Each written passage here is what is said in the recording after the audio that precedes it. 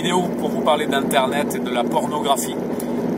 C'est impressionnant de réaliser qu'aujourd'hui, nos enfants et nos jeunes ont vu ou vont voir des vidéos pornographiques trop facilement et sans y être préparés.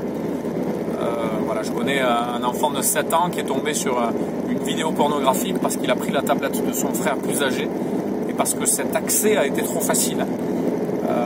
Et je pense qu'il y a énormément de cas qui ressemblent à celui-ci. Il y a aussi des jeunes un peu plus âgés, 13, 14, 15, 16 ans, qui voient des vidéos pornographiques et qui vont tomber dans la pornographie. Alors tous ne deviennent pas addicts, tous continuent pas de regarder de telles vidéos, mais des fois même une ou deux vidéos, ça suffit pour nous troubler, nous tordre, faire quelque chose dans notre cerveau, dans notre esprit. Et ça veut dire qu'il faut qu'on soit plus vigilant en tant que parents.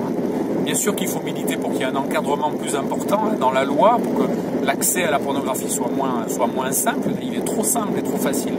Mais il faut aussi que nous, parents, soient plus vigilants pour ne pas permettre cet accès trop facile à Internet.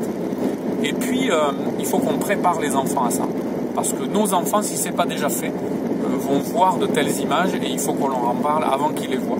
Il faut qu'on les prépare à ça sans dire des choses qui les trompent plus que les images, mais quand même en expliquant, en parlant de la sexualité de façon positive, mais en disant aussi qu'il y a des perversions. La sexualité, elle peut être tordue, les gens peuvent faire des choses qui sont pas belles et qui vont avoir des conséquences. Et ces vidéos-là ne disent pas ce qu'on doit vivre et ce qui est vécu normalement. Voilà, je trouve que c'est très important. Ça peut être un tabou dans nos églises en tant que chrétiens. On peut ne pas trop en parler et il faut en parler. Il faut qu'on en parle à nos enfants, à nos jeunes, dans les églises et même en prédication le dimanche aux adultes, aux plus grands. Il faut vraiment qu'on parle de ce fléau et qu'on arrive à se préparer et à préparer nos enfants et nos jeunes. Pour les aider aussi à se sortir de leurs addictions quand c'est le cas.